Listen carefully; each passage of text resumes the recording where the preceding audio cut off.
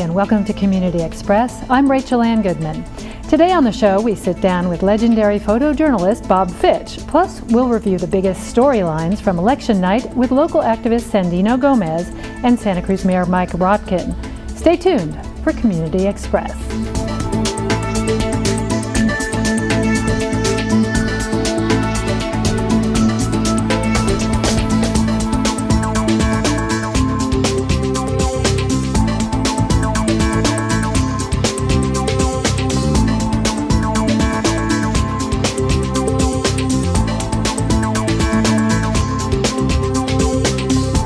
Recently, Bob Fitch had an art exhibition at the Santa Cruz District Office of Assemblymember Bill Monning. Local luminaries were on hand to applaud his work documenting the civil rights movement. Community Television's Peter McGettigan was on hand and has this feature.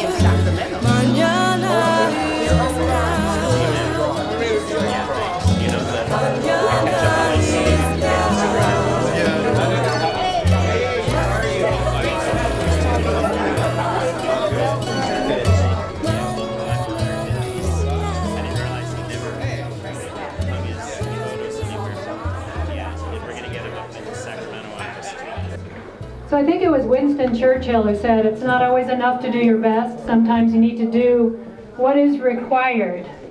And looking around this room at this exhibit, these amazing photographs by Bob Fitch, he is a person who did more than just what was expected of him, but he did what was required of him, or what he felt was required. And that is the process of bearing witness to history. You don't see Bob Fitch's name on very many photographs in places like Eyes on the Prize, the documentary series, but many of his images are there. And you've seen a lot of them before in places you would expect, like National Geographic. But he's a very low-key guy, so you didn't know he dwelt right here in Santa Cruz County. Another person who has gone beyond the call of duty and done what was required of him was Bill Monning. And he's here with us before he goes to do what's required of him, which is vote on a budget in a very difficult time. So history marches onward here in California.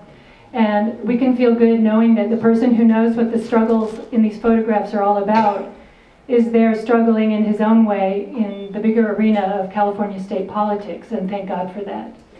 So that's my way of introducing my boss, Assemblymember Bill Monning. Thank you. Well, thank you, Rachel. Thank you all for being here this afternoon. I want to start by acknowledging Rachel, Adam, Patrick, Theo, all of our interns. Please join me in thanking the staff who organized this reception this afternoon.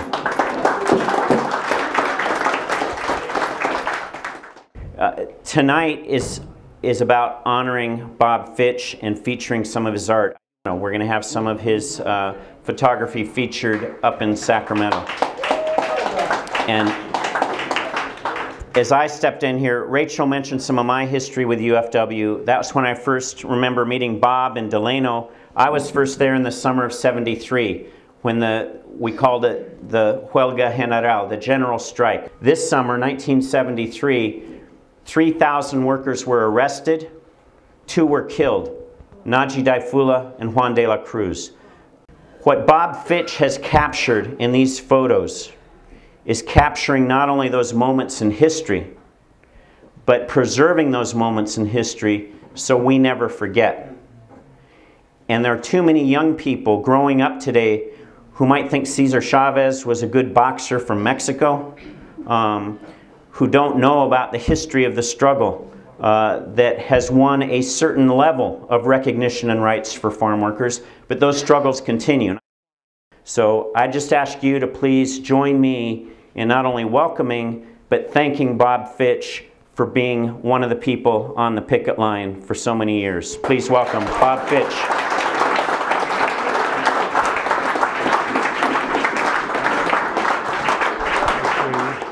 You go to almost any other cultural group and they have a movement and they have a party and they sing. And gringos just don't do that. And I was so glad to become associated with movements where I learned to sing. This is a song I'd like us to do together. And what I'm going to do is sing a line. I want you to repeat it after me.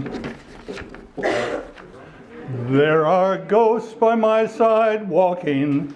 There are ghosts by my side walking. Martin, Caesar, Gandhi talking. Martin, Caesar, Gandhi talking. Their words still need a saying. Their words still need a saying. Carry it on. Carry it on. Carry it on. Carry it on. And again, carry it on. Carry it on. Carry it on. Carry it on, carry it on. Woo, applause for yourselves.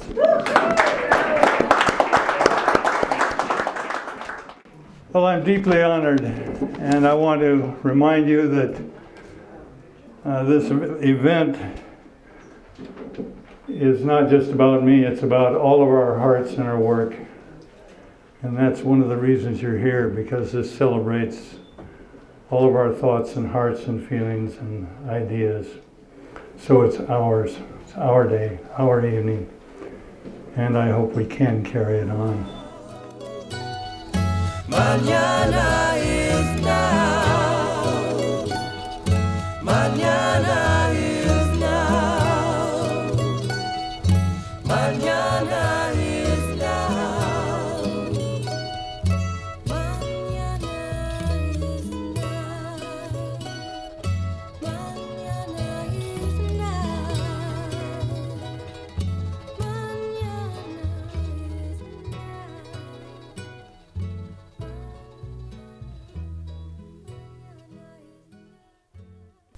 We're back in the studio with Bob Fitch. You've seen his iconic images on everything from postage stamps to civil rights documentaries, but you probably didn't know who was behind the lens.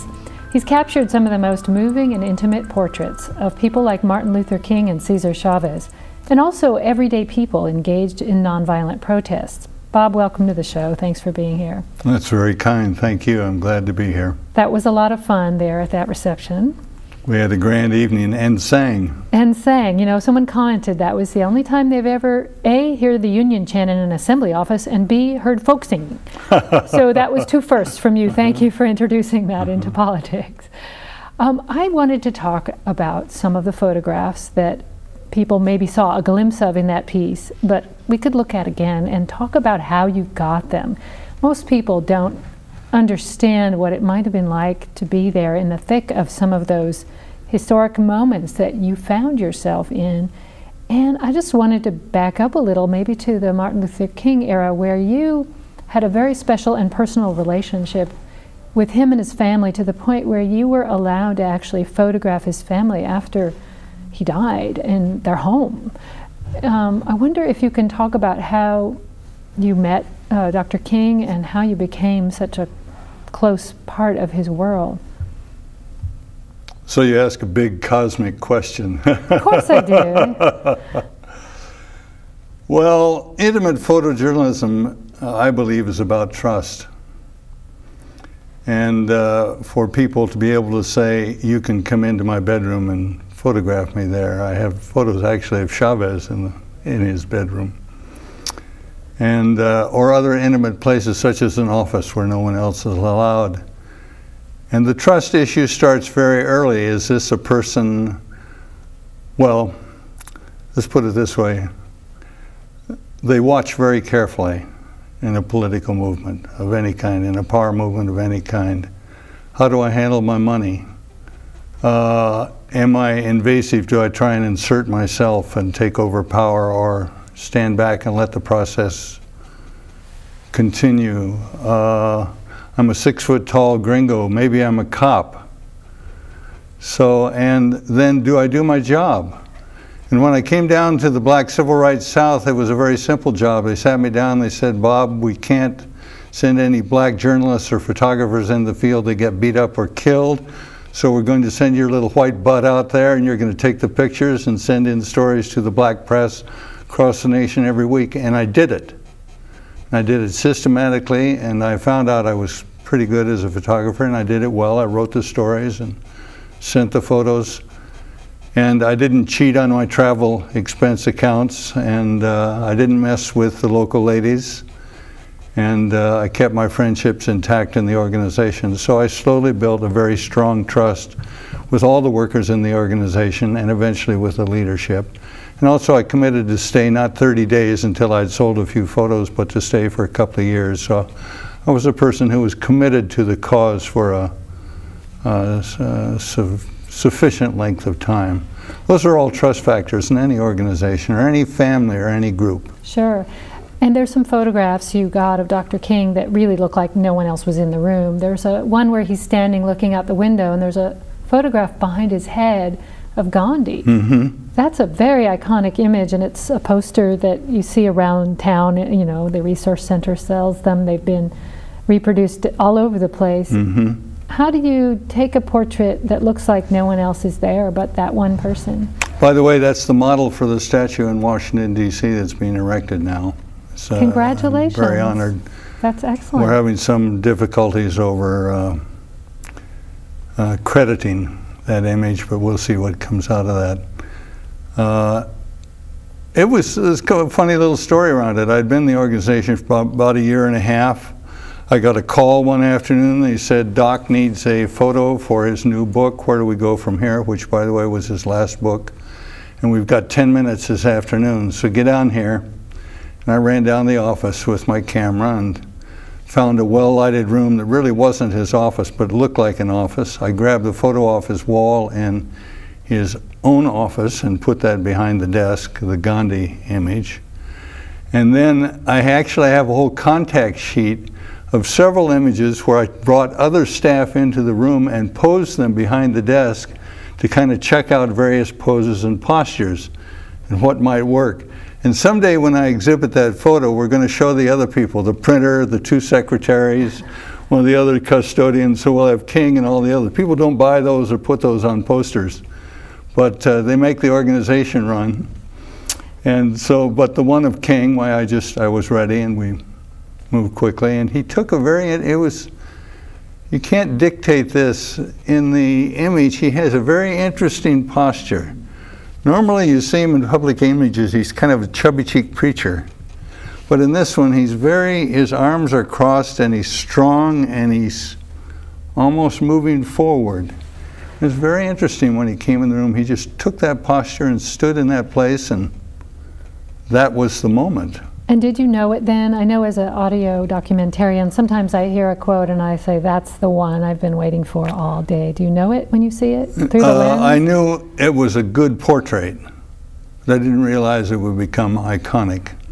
I've had other images that were iconic in the first very moment of the taking. Yeah.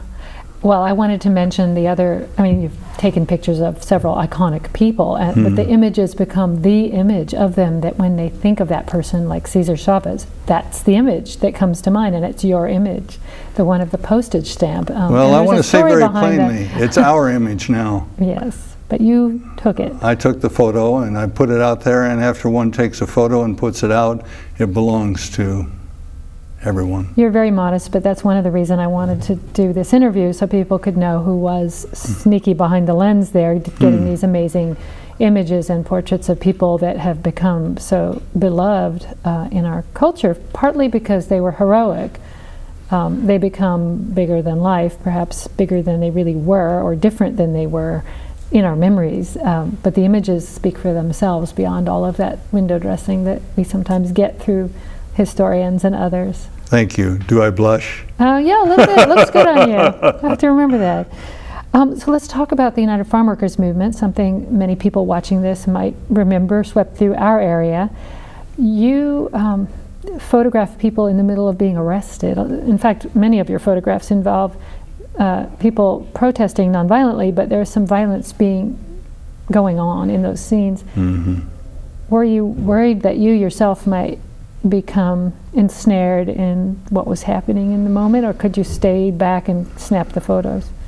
Yes, I worried, but the organizations had me out there for a purpose. I looked like white press. I was tall, 6'2", blonde-haired, blue eyes, and de facto, for most police, the press are on their side. So they knew I could get away with being close and on either side of the picket line or either side of the police line. I'm often in back of the police line. And there's a very sad and it's a very cruel statement that the police are biased in this manner. So I was scared, yes, because now and then someone gets whacked. But on the other hand, you just dive in when you have a job to do and get close and well, that brings up an interesting question, because you were working for the organizations that were UFW, yes, correct?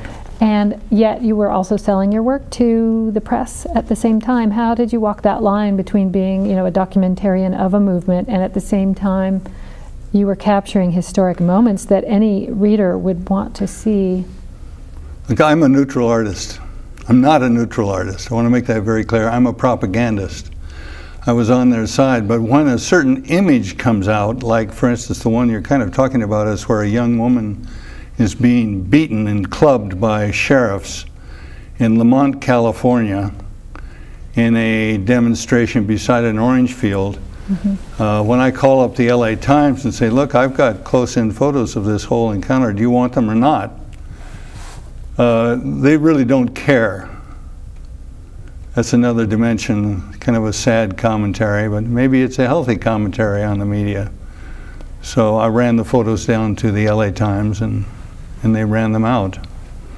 When you took pictures of Cesar Chavez, was he intent on controlling the images that went out of him? I understood him to be someone who was very conscious of how he appeared. I heard an interview once with NPR where he walked out because he didn't like the questioning. Did he sometimes edit and say, I don't want that to go out? Well, I've never met a person of power who didn't behave in that manner at one time or another, but I guess the trust relationship I built was sufficient that never happened. Mm-hmm. It didn't happen with King, it didn't happen with Chavez, Dorothy Day, the Berrigans when they were underground fleeing from the FBI. So I'm very blessed and very fortunate in that aspect that people did trust me. If you imagine people of this generation, the younger generation, looking at your photographs now, what do you hope lasts the test of time, that they're not just looking at some black and whites of another era, you know, far gone by in some history book, which, you know, often black and white photos take on that aura of having come from quite another time that has no relevance to ours. But I think some of these things are relevant still, very relevant. What do you hope someone might see in looking around those walls in the county building today? Well, when we put up the exhibit in your office, there, Monty's office, a woman came to me and said they made her very sad. And I thanked her for that because I had the same experience. Looking through your own photographs? Looking at my own images, spending several weeks going through them and enlarging them for an exhibit. And my sadness was the same as hers, which is simply, it's such a great sorrow that this can happen in this nation. At this time, within a matter of decades of our own lives. And furthermore, the major issues in all of those images, which is the economic bigotry in our nation, has not altered one iota. All of the economics for poverty, for people of color, for people of various classes is virtually the same. 5% roughly hold 50% of the wealth, and the balance, and less even now, hold the balance of the wealth. You have an amazing photograph of an African-American man. I'm not sure if it's a couple or a man with his possessions on a table. And you realize, you know, he's got a lot of his possessions around him and he's in front. It looks like he's getting evicted or something. A man and a woman? Yes, I believe so. And you're struck by well, that how hasn't little changed. Yeah. It hasn't changed in many rural areas of the United States. Or In even California. around here with people getting evicted because Yeah. of foreclosure. Yeah. So I people would see- hope young people would look at those images and say, my God, we've still got an enormous piece of work to do. The majors have not changed. What has changed, though, is you don't see mass demonstrations like you did during the civil rights movement and people getting sprayed with water cannons. That level of public activity has really died down and since the Vietnam War protests and the UFW. That's a good question. You know, something very distinctly has changed in the Black South. So, for instance, I participated in some of the first night marches ever that Afro-American people had, where they walked the main street of their own town at night, ever. They had never done that before in their entire lives. Generations, Afro-American people have never walked down the main street of their own town at night. So these were some of this is a measure of the terror that reigned in the streets. And that gross terror is dissipated. It is genuinely dissipated. And for someone who has never lived it, they couldn't really understand what a miracle that is. Yeah. So and it didn't just dissipate organically, it dissipated because laws were changed and protections put in place so that it was illegal to prevent someone walking down and power was created on behalf of the people who were potentially the victims. Yes. So there have been shifts in cultural relationships that are tremendous in the South and in some of the deep inner city areas of the United States. That certainly doesn't overcome my major point, which is the economics still grinds that down. Yeah, well, you did a lot of documenting of the United Farm Workers movement, which had a real impact on wages, which is the first time in the history of farm labor that wages jumped the way they did. Well, wages, toilets in the field, Yeah. fair treatment of women, rest breaks. Those are real things. Those are real things. They're still hitting walls with some of the laws that are trying to be passed. There was an overtime law that No more got short hoe. turned down. No more short hoe. You have an amazing image, which I wanted to show, of people bending over the fields and how far their backs had to bend to use that hoe. There was a child using one in one of your photographs. What year was that photograph taken? That was 72 in Watsonville, which is now my home. And I pass that field every day when I drive off Riverside Drive and drive into town. Yeah, well, thank goodness that got outlawed, and remember the celebration when it did. So. You know, I'd like to mention, if you don't mind, that this show, if you might remember, was in honor of a mentor of mine, George Ballas, who was a brilliant documentary photographer and community organizer who died at age 85 recently within the month. And he was actually the editor of a labor newspaper in Fresno and began to document the farm workers very early in the beginning of that union, all through the middle of their history. Sometimes later, George was a brilliant photographer and a tremendous writer and historical documentarian, and I deeply miss him. And he taught all of us and showed all of us the way to participate not only as documentarians, but also as organizers locally in our community, which he was. Well, I was sad to hear you say you might stop taking photographs because of the tremor in your hands. That would be a loss to all of us, because you have been continuing your work all the way through your life, and the last thing you just documented was the run for the Assembly of Luis Alejo, which we have talked about on this show in the past. But that's you're continuing to work, but I'm hoping you will find a way. That's very kind. I don't know if the cameras are picking it up, but I have such a tremor in my right hand I literally have to sit on it. And sometimes the camera bounces around.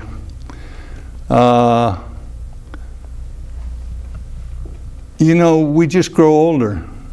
I don't know what will happen with you, but I'll have a hearing aid before the year is out. I wear glasses.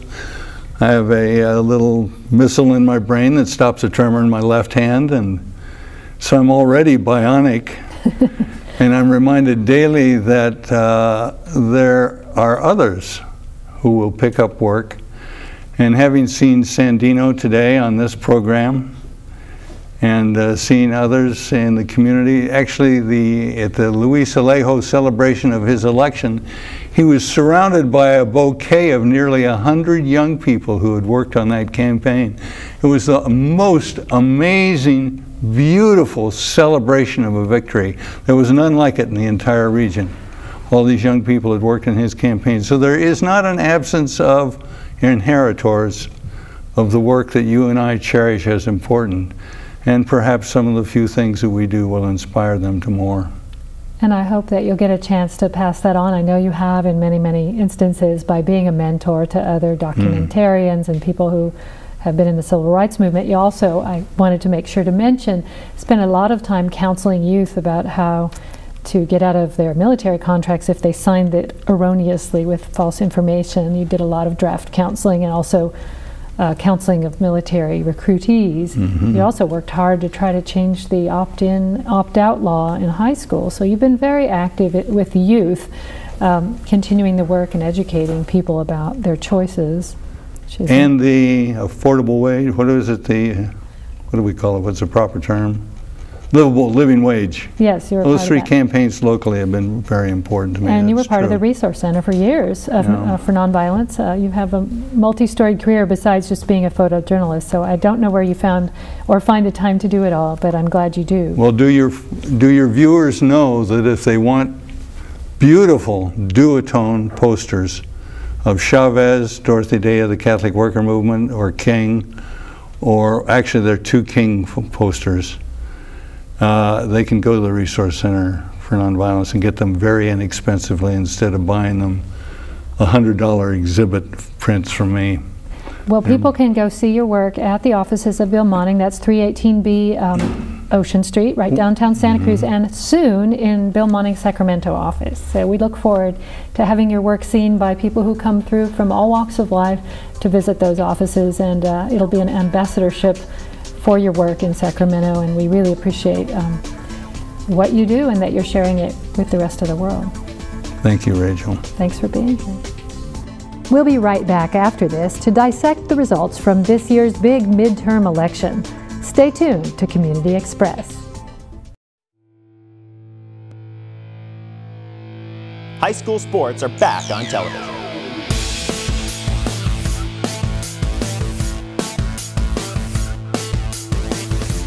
We'll be covering all of our county schools, both boys and girls sports, all year long. It's on CTV, Comcast 25, Charter 71, and streaming on our website, communitytv.org. Every Sunday and Thursday at 7 p.m. Root for your home team on CTV. Welcome back to Community Express. I'm Rachel Ann Goodman, and I'm here with two knowledgeable local politicos to do a post-mortem on the recent election. First, we have Mike Rotkin, who served 6 terms on the Santa Cruz City Council, more than anyone in the city's history. Welcome, Mike. Thanks for being here. Thanks for inviting me on. Maybe we ought to have a postmortem on you. No, no, I'm not dead yet. I'm just leaving the council. We also have Sandino Gomez, who is a longtime activist and with the Brown Berets. He's also with the Resource Center for Nonviolence and was an active community organizer in the last election cycle. Welcome, Sandino. Yeah, good morning, Rachel. So the election's over, the voters have spoken. What did they say? I think we're going to mostly focus today on state and local elections. But maybe we ought to take the bird's eye view first and say, okay, the red tide washed up against the Eastern Sierra. It kind of didn't hit Nevada, and it spared California. So what does that really mean? Well, I think everybody understands that the country's facing serious economic problems, and that's true in California, even worse in some ways than the rest of the country. But I think that sort of sets the context for what happened nationally. People are just really upset. They don't have jobs. They know people that don't have jobs, and they're looking for someone to do something about it. I don't think they were necessarily all that intelligent across the country, as they blamed maybe the wrong people for what's gone wrong, but they wanted to blame somebody. That's really clear. And I think, interestingly, in California, the Republican Party really didn't manage to put up the same kind of, at least look like grassroots kinds of Tea Party activists. They tend to put up large corporate folks for the governor's race and for the the race against Barbara Boxer for the Senate. They put people who don't really pass the straight face test as kind of like, people of the people or something. And I think as a result, they didn't do so well here. I think it might have been a different race in some ways in either of those cases had they had more of a kind of populist Republican candidate running against either Jerry Brown or against Barbara Boxer, and particularly in Boxer's case where you have an incumbent who they could blame for the economy. Right, so we had Boxer and Pelosi rather vilified in this election, but remaining victorious. What's your take on that, Sandino? They got lucky. They skirted the anger of the voters. I think there's two huge factors in this election, national election cycle. The Citizens United case and the role of money in this election cycle and the amount of money that was spent. I think they said it was about $4 billion nationwide. I mean, what could we have done with that money? To me, that's really frustrating, thinking like here we are in these, exactly like Mike said, these hard economic times, and we're wasting this money on electoral politics. Number two is kind of the backlash, I feel, and amongst my contacts and people I know who are really enthusiastic about President Obama and what he claimed was his agenda, and the capitulation to the right, and the moderatism that we've seen from him, where he's just, I think he was elected on a very strong anti-Bush policy platform, and then he continued to do a lot of the same things. He, continued Afghanistan, ramped it up. We haven't left Iraq. The, Guantanamo, Abu Ghraib, these things are still open. There's all of these things like the economy. I mean, not taking on Wall Street. There are so many reasons why people should be frustrated with the Democrats in general, not just President Obama. I don't want to put it just on him, but the Democrats in general. There's an excellent analysis by Larry Ellison, I think from Florida, when Congressman was voted out on Democracy Now!, where he said the Democrats spent all this time and energy protecting these blue dog Democrats, these pro-business, kind of almost Republicans in Democratic clothing. They spent all this energy protecting these people, and then those are the folks that lost anyway. The progressive bloc inside the Democratic caucus in the House did very well. So if you for me, my analysis is we need to look at what is it that really made the voters feel like the Democrats weren't the right choice. Again, because they should have rode this wave right up until 2012. But instead, in less than 2 years, they were able to shoot themselves in the foot. So are a lot of the young people that are around your age or younger, did they sit it out? What did they do? No, I think a lot of young people are very involved in politics this election cycle that I saw. In Watsonville, we had a lot of young people working on a lot of different campaigns regarding various state propositions, getting involved with their local unions, and working for different candidates. But I do think young people do feel very frustrated by the process and feel like they'd love to have a better choice. That, we really, in this country, vote for the person who we don't want to win. Or I didn't want Meg Whitman to win, so I'm going to confess here, and I voted Jerry Brown, even though it really disgusted me to vote Democratic in a lot of ways. I'm a registered Green Party. I love to see the Greens have a legitimate access to the ballot, but I was so terrified by the politics as it is in this country that I voted for Jerry Brown, hoping, thank goodness, that Meg Whitman did not get in, and she didn't. Her policies on immigration terrified me, terrified a lot of other people in this community, so I think that was a blessing. Like you said, the red tide didn't quite get over the Sierras. But it's just frustrating because people really want a better choice. And in this system, until we get something like ranked choice voting, where we're actually able to rank our candidates in our preference, and we can have a system that would kind of more accurately reflect the voters' will, we're going to get this back and forth between the Republicrats. And nothing's really going to change. Well, let's talk about the Whitman-Brown campaign first and how that ended up, and maybe going into it, what people thought might happen. If you were a gazillionaire, should you try this again? I mean, how many times have we had this? Al Checky, what was the other guy, Steve Wesley? I think again, in a period when, if anything, populists were sort of doing well, and people who really went right to the issues and had something to do about them, to run a candidate who basically was pretty clueless around talking to working people, somebody who, and of course, had a horrible track record that Jerry Brown could take advantage of.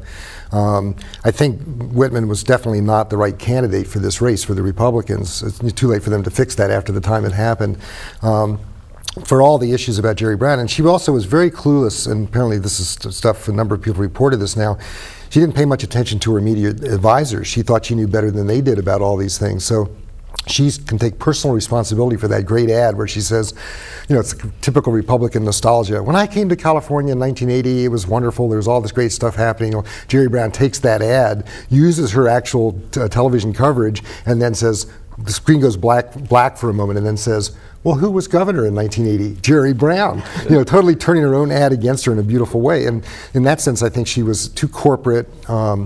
Of course, you have to ask yourself nationally, why is it that people basically go from the frying pan into the fire? If they're unhappy with the Democrats for not having, which I agree with Sandino about, if they didn't really deliver the kinds of stuff people were expecting them to, or even to appear to fight for them, even if they had gone down in flames, they kind of gave up on them all early. But why did they go from that bad situation to people who clearly, although they say they're populist and are for the working people and everything else, have elected people who are already made clear that they're going to basically do everything that Wall Street wants them to do? So there's a real question about how people are voting more emotionally in some way than rationally. They're not asking which of these candidates will actually serve my interests. It's more like who seems as angry as I am, and I'm going to vote for them, and I don't care what their politics are or what they're going to do. And that's very frightening, I think. That happened less in California. I think people in California tended to vote their interests. The unions got well organized here. Just the average citizens looked at these Republican corporate candidates and saw them for what they were. People who've been run large corporations and are going to sort of run stuff in the interest of corporations, and they decided not to go with them in this election, thankfully. Well, let's talk about what might be seen as victories for, if you were on the side that voted for them or against them. We had the Prop 23 go down, which would have overturned our AB 32, our clean air. Basically all of our environmental laws would have been wiped out. And it would have severely hurt venture capital in the alternative energy field. And that's why a lot of CEOs were trying to defeat it. Well, particularly that's the fastest growing sector of the corporate world right now in California, and to have basically have something that's going to make people no longer have to do environmentally sound things is not good for their business. But ultimately, people say it was defeated because there was a "don't mess with California" feeling in the air that Texas Oil was telling us how to vote. And even if you might not love Prop 32 or AB 32, you might have just been so mad that Texas was coming in to muck with our politics. Well, they did a good job making clear. Two big oil companies from Texas funded 89% of that and stuff. And I think they got that message out well. And I think that's really what caused 23 to go down. We also passed 25 positively, which basically means that the legislature in California can now pass a budget with a simple majority. And although that's not the same as having the power to pass a new tax with a simple majority, at least they can try and figure out how they're going to try and balance the budget within the framework that they've got, and not have to cut corrupt deals with a couple of Republican legislators to get to a 2/3 majority like they did with Abel Maldonado, who was promised and got the position as lieutenant governor. For all it got him. Didn't help him in the end. But for 2 months. But that was the deal. Basically, I'll give you, they needed 2 votes in the Senate. He was one of them, and if they gave him, the Democrats would put him up for that seat, he was one to give them their vote. And so at least now we're going to have a little bit better chance to pass a budget that's as good as it can be within the framework of limited tax revenues in the state of California. We still have to go back after the question of a supermajority being required to pass a tax. It's just wrong. Well, and many people have said now that you have to pass a budget on time, and you have to own it as Democrats. So it could hurt the Democrats if they pass a really yucky budget, which without any revenue streams, new revenue streams, and a down economy, it could be very ugly. They have to give back the Prop 1A money they borrowed from cities, and the 1 cent tax increase on sales tax goes away next year. So there's going to be a pretty large hole, and Jerry Brown and the Democrats are going to have to work very hard to sell anything to Californians, I think, that they're going to like. I think it'll be tough this year. It might get better the year after. But it's funny. My dad, who's 93, lives in New York. Every time I go to see him, he says, "Hi, son. How are we doing?" Everything, stuff like that. Have those idiots in California figured out that Prop 13 has destroyed the state yet? I go, "No, Dad. It's like more than 20 years later, and they still don't seem to get it." It's a coincidence that our school system's at the bottom of the heap, and it was at the top when it passed. We were second in per capita spending, and in terms of every measure of educational excellence, we went from 2nd to 49th. We're not quite the bottom yet. We're on our way there quickly. But I was disappointed in the Brown-Whitman debate that they both claimed to be vast proponents of it. And he had the more nuanced response, however, which was that the split roll tax on corporations ought to be revisited, thank goodness. So maybe we'll see some initiatives to try to at least reform it, if not get rid of it, because that's politically very difficult. And just on the whole Brown-Whitman contest, I mean, I think the real nail in Whitman's coffin, aside from what Mike said of her being very detached, Brown's campaign was able to portray her as a very apart from the people and from the suffering that people are going through. I think the housekeeper scandals, really incredible. The immigration, was just the nail in her coffin, because you looked at her policies on immigration and this glaring hypocrisy of how, well, here she is benefiting from the situation right as she's yelling with one hand, she's handing, an undocumented let's go punish employers, and she's one of them. And she's one of them, and it's just really, like, voters saw that, and the Latino demographic here in California, across the nation, but especially here in California, is too big of a voting bloc to anger and to piss off like that. I mean, and bigger this time. There was a larger Latino turnout in this election in California than there has been in the past. It's just a demographic shift. I mean, it's going to continue to happen into the future. And it was 12%. I think in the last election it was 17% this time. So it's growing, and it's still not anywhere near representative. Well, the Republicans in California are hoping that the views on social values that do exist in a large part of the Latino community, in which there is some common views around issues like abortion, around gay rights, and so forth. And again, the Latino community is split on those kinds of issues, but the Republicans hope to make inroads into that based on those social issues. But Meg Whitman was not the person to do that, and that's why the housekeeper thing was so important. She's basically saying, like, she starts off, she's found out if she had just said, I did it, it was wrong, I apologize, I don't know what I was thinking, it was stupid, she would have had a 1 or 2 day news cycle. She went, no, I didn't do it. Oh, well, I did do it. But I didn't do it then, and I did it later. And so it just kept going. Every denial, every lie sort of got caught up until the end, and this is what really sunk her. At the end, turns it all around and starts to blame the housekeeper. It's her fault. She lied to me. She's the one that did it. That's what totally cost her the Latino vote, because let's blame this hapless immigrant woman, with no resources, and this woman's a billionaire, and she's going to go after her. That's the person that made this all happen. It just didn't sell. And it was out of sync with the general population in California's attitude about immigration. If you look at the polls, compared to other states, the more interaction people tend to have with immigrant populations, the more understanding they are of a need for some sort of nuanced immigration policy, which is not up to the states anyway. So it was a little bit odd. It was such a central...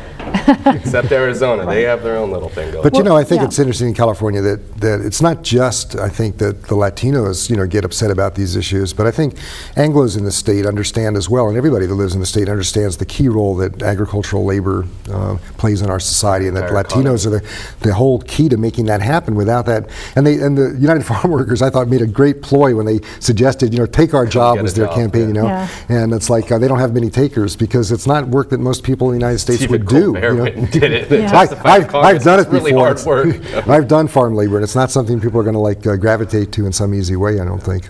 And just the tone of Whitman, I think people really resented the fact, like I said, she was very apart. She was seen as this different class of people. How much did she spend on trying to essentially buy the election? She outspent her opponent in the Republican primaries 10-1, whatever it was. just a ridiculous amount of money. She spent of her own personal wealth. And people struggling to pay rent are going, wow, this woman's trying to spend $141 million to buy the governorship, and I can't even afford groceries for my kids. That's a real thing in people's minds when they hear that. And I think the tone of the political discourse, was mentioned, I think it was in one of the last debates where the moderator asked, would you pull your negative ads? And Brown said, sure, if Whitman does, I'll do it. And Whitman said, no can't do it. And I think that really showed the voters what kind of person she was. That she wasn't really trying to make this a referendum on her and her ideas, as much as she was trying to just slam Brown and make him look like this moonbeam guy from back in the day.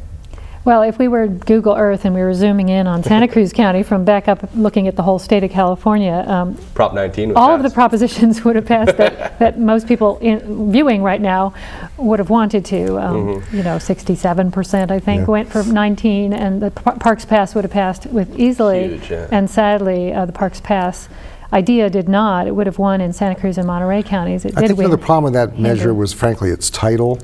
It called it the vehicle license fee measure, and if it had said state parks, I think it would have done better statewide, because in this state we've passed a lot of measures of support for public parks. It's not just Santa Cruz, but I think basically the anti-tax stuff really took over when you got to the rest of California. And that vehicle license fee, you have to remember, is what got Arnold Schwarzenegger the governorship. And so, people, I think, are very attuned to that particular issue, and they don't want people taxing their car.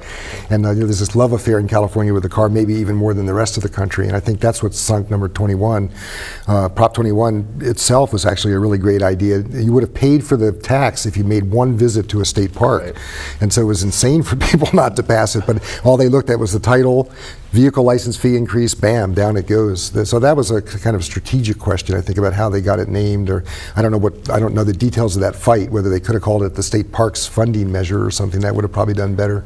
Well, and it may return again in a couple of years when And of course times are slightly better, or that may get introduced by the legislature at a slightly lower amount. Who knows? But in the meantime, parks are going to be very hard pressed to keep their doors There'll open. be some real problems And there. that's a real economic impact on Santa Cruz County. That's why it polled and voted so well in this area. People understand that without our parks, we don't have a tourism industry, and we don't have beautiful places to go when we can't drive far on vacation or afford to go away. Here's where you go, is Santa Cruz. Yeah. So, but let's talk about Santa Cruz County politics a moment, because we have a little bit of time left and want to make sure we focus there. Let's talk about South County races. There were some surprises in the supervisor's race with Greg Caput. Big surprise, yeah. Upsetting Tony Campos' race for supervisor, that is the representative that covers South County. How many people saw that one coming besides the candidate himself, and maybe not even him? I don't think he saw it coming at all. Yeah. I think, you know, Tony Campos was the much better known candidate down there generally and stuff, but he did not run a very strong campaign, just to be honest about it. I think he depended on his name recognition and thought it was going to work out, and people know him and they don't know the other guy so well, and turns out the other guy worked really hard on the election, and that just shows you that in any given race you need to be careful about assuming that people are with you or where their vote's going to go. And I think that really was the story much more than any particular issue, or you know, that I don't think he got defeated because he did something wrong. There was some speculation that his vote in favor of a low-income housing project might have cost him some votes, but if you look at the precinct results, it doesn't. There would be the people living closer to the project would have been more against it, and it doesn't show that way. So I think it was much more just a question of what kind of races people ran. I don't know if you have a different view, but that made sense to me. I'd agree with you there, and also what I heard from people in Watsonville was not so much the votes that he made, was the votes that he didn't make, because of his connections and ties to a lot of South County institutions, properties, etc. There were a lot of times where he had to recluse himself from a vote for a conflict of interest, to prevent a conflict of interest. And I think that happened on a couple really important issues where it hurt him to the point that people were like, we need you to stand up for us here, and you're backing out and letting the rest of the Board of Supervisors do what they want. Where's our representation? I know I heard that from more than one person in Watsonville. Well, then the next person will have the job of making sure they listen carefully to what South County voters want and vote that way. So and just not being so tied economically to the very things you're trying to represent. Which has been the case in Monterey County in a couple of different seats where there's all kinds of ties, and that's sometimes why people are initially successful. They know everyone, but they're also deeply tied to all these economic interests where they have to suddenly find themselves on the other side of that vote. It's very difficult. Yeah. How would you characterize what's on the voters' minds in Watsonville in terms of this council election? What do you think where things are going? People want employment. People want a council that's really going to stand up and try and work towards attracting jobs for Watsonville residents. I mean, Watsonville is kind of the community in the county. I mean, there's a lot of areas that you could call that, but really a lot of South County people come up to North County or go up and beyond into the Bay Area to work, and then they come home. So I think that grinds on a lot of folks that commute after a while, and people are really looking. For example, the Ow Manabee property in Watsonville is going to be a green jobs like industrial park, hopefully, and that was like a huge issue in this election cycle, was people talking about that, and certain candidates took positions for it, other candidates took positions against it. There was a feeling of development versus like preserving agriculture, and in the end the council voted to approve the environmental impact report that would allow the project to move forward. And people really saw that as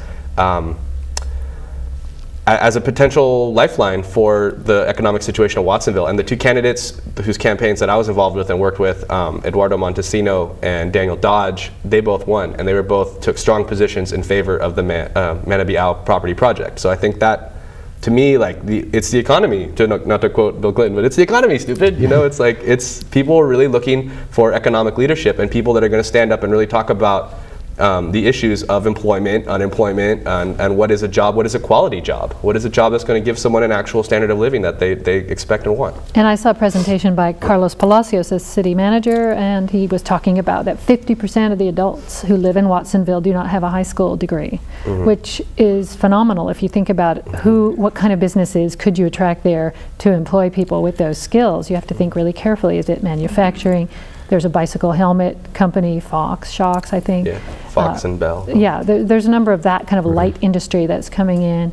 So it will be interesting. You also had a change of assembly member. Luis Alejo got elected, and now that will open up a seat on the city council. So talk about a little of that shift now that you have state representation from the first time in how long, if ever, that Watsonville has been the center of where the assembly seat lies. It was in Salinas for oh so long. Yeah, I just want to really congratulate Luis Alejo for his achievements, but also for his commitment to his community.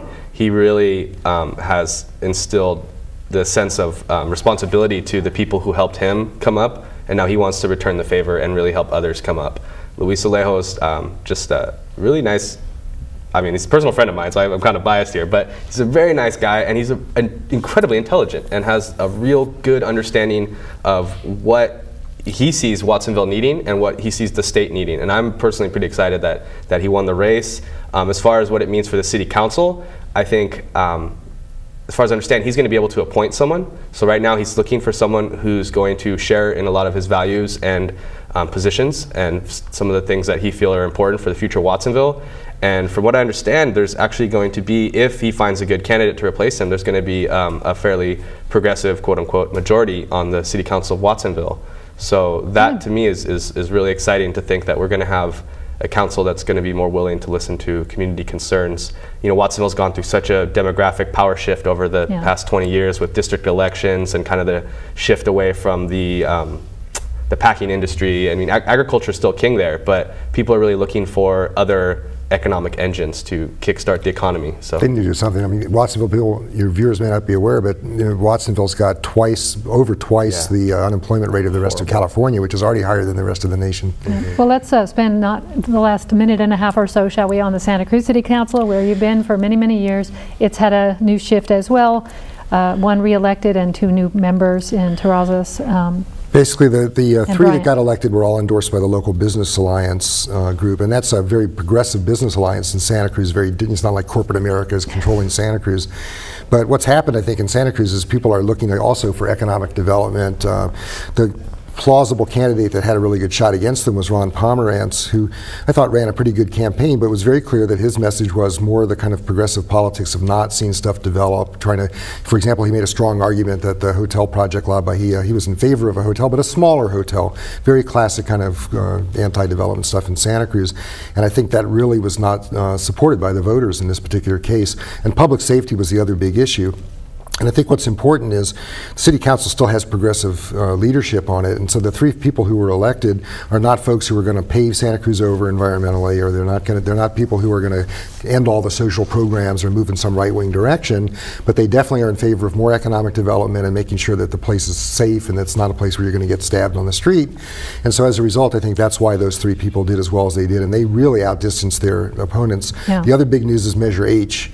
The voters overwhelmingly passed in this difficult time a new tax, a 1.5% increase in the utility tax. It must have been hard for families to vote for that. But people are saying we want to have not public safety, not just police funding, but funding for alternative programs for kids, gang intervention work, and so we're going to see a lot more funding for that area, and I think that's what the voters wanted to see. And the big job ahead of them, because they have a very large deficit to bridge. What was it, 8 million? It's 8.5 million, although when Measure H passed, it's now down to 6.2 million. So some hard choices ahead for the Santa Cruz. Still a lot of stuff to be filled in that Measure H won't fix.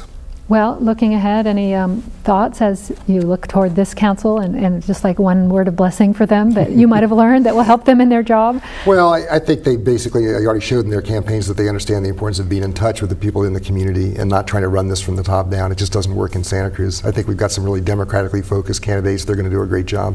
Well, thank you for all your years of service. Well, thanks. And thank you both for coming on the show. Sandino, Mike Rotkin, thank you for being here. Thanks for having us. Yeah. Hello, I'm Community Television. And I'm Corporate Media. The channels I own serve as my personal mouthpiece. I tell you what I've told you you want to know. Wow, that sounds really great for you. I carry local programming by local people and provide a forum for diverse community dialogues that anyone can participate in. Really local, huh? Well, I own stations all over the country, so my programming is designed to be generic and appealing to the majority. It keeps my corporate advertisers happy. I connect people to their communities by televising local government meetings and community events, things that would otherwise never be shown on TV. Huh. Well, I could never do that. But hey, everything I show is carefully screened through focus groups gathered from NASCAR races and Walmart parking lots. I suppose you let just about anybody on TV. That's right, we do. Community television makes production facilities and training available to every member of the community, who can then produce their own programming and have it televised free of charge. Well, that sounds terribly unprofitable. Oh, corporate media. It's not always about money.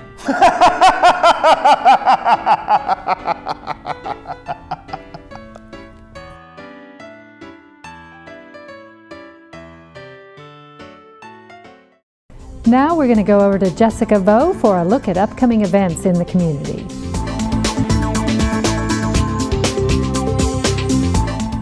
There will be a lot of events coming up in the Santa Cruz area as we head into the holiday season. The 18th annual Improvathon at the Santa Cruz Actors Theater will be featuring some of the most popular troupes in Santa Cruz. That will be happening November 14th at 1001 Center Street from 12 to 10 p.m. For more information, call 831-425-PLAY. From November 19th through December 5th, UC Santa Cruz will host their holiday production, Mixed Nuts, the Nutcracker Remix. Come to UCSC Main Stage Theater with Tandy Beal and Company. Call 831-459-2159 for showtimes and prices.